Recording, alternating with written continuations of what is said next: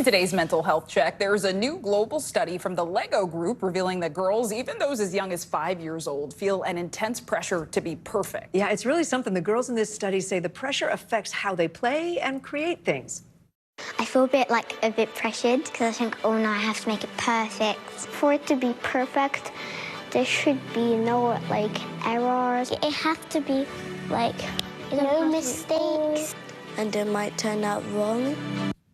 So worth watching that entire video. Joining us now, Katie Horwitch. She's a mindset coach and author. So that was Lego that did this, and you can find it if you just Google Lego and perfect. Why is there so much emphasis, do you think, on perfection, particularly among girls? I mean, we were just talking before the segment began. This stuff gets passed down, right?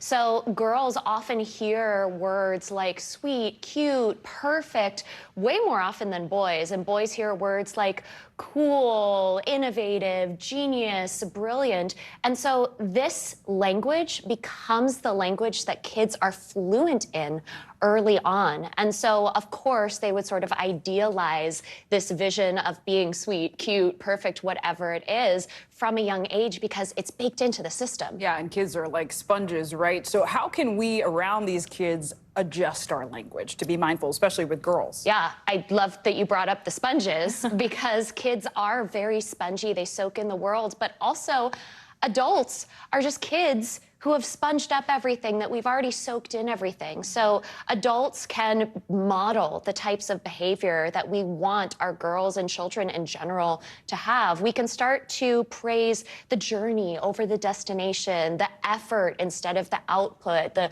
quality of character versus the quality of the way things look. These small changes, they make a really big difference. Yeah, that's Yeah, important. so it's not the A on the test, but the work that you did to get there. Yeah, right? yeah. More than half the children in this study that Lego did say that they feel adults listen more to creative ideas from boys than they do from girls. How can we adults be aware of that, and how do we teach girls to speak up for themselves? Well, I think as adults being aware of it is key because we can't shift what we don't know exists. So there's that.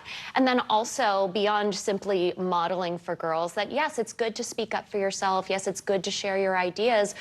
A lot of times what can happen with kids and adults is that we think, if I do this, then this will happen. So if we have made it so the consequences of speaking up or sharing our ideas are people are going to laugh at us, I'm going to feel uncomfortable, it's this bad thing, then of course we wouldn't want to. So if we can change what that if-then looks like, that your voice will be heard, you'll be in community with people, that can make it more enticing and way more likely for girls to speak their mind. And we focused a lot on girls, but did this dig into at all how boys are feeling in the mix? So it's interesting because boys experience similar things, but not exactly, right? I think if we're talking about adults versus children, if we look at men in our society and things that men grapple with, the need to be the best or be strong or toughen up, hide emotions, this is stuff that is learned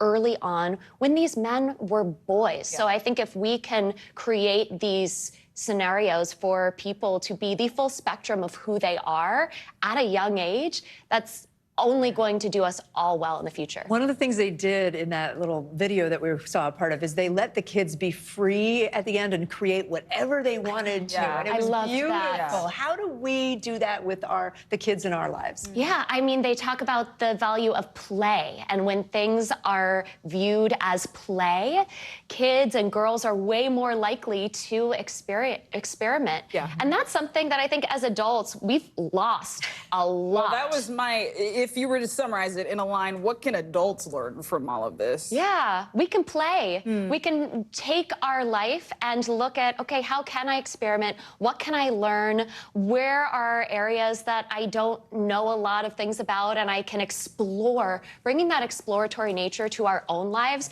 sets such a great example for the next generations to come. Katie Horwitch, thank you so much. Yeah. Thank you so Appreciate it. much. And thank you for watching. We got a lot more news ahead. You're watching NBC News Daily.